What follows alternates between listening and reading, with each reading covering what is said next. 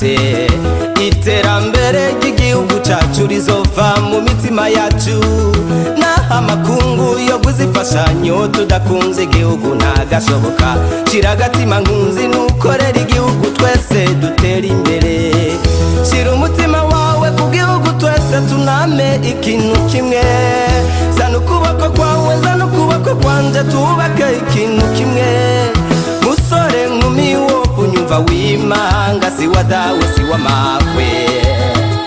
Yopo si wa dawe si wa mawe. Ahubwo ingo tugwanye uyo muntu wese yoza ashaka ko dusobera inyuma. Tugwanya abo babisha n'abambuzi baterekwa iterambere n'amahoro. Masa Abarundi twese dukore duteze imbere igihugu.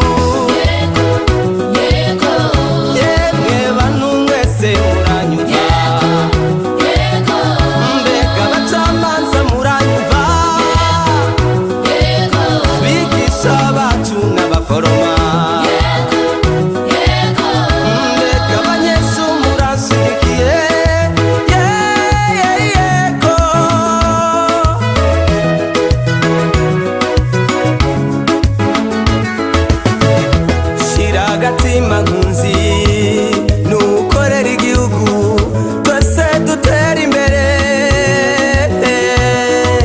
Nitokwama turabana ku jisho ngo nakanaka yarabiyogeje, gezaho dutera imbere.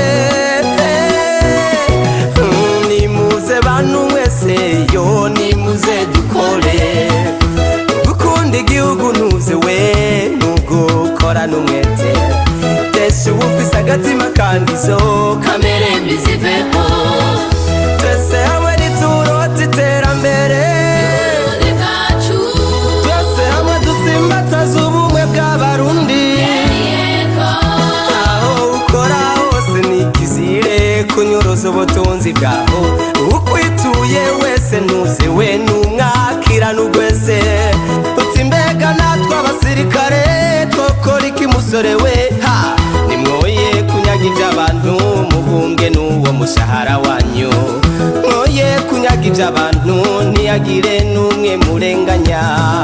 Wa munyagihugu udatanga ikori hama ngo ushaka iterambere. Wa mutoza kori nawe kizwana mburi kuranyumva.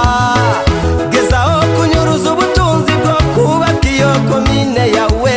Vya leta turabiye leta ishobore kongera agashahara kacu. Vya leta turabiye leta igwiza ubuzisanure igihugu cacu. Aho igihugu cacu kizoshaza imihingo yose. Sina Murundi wese ashikigwe n'iterambere.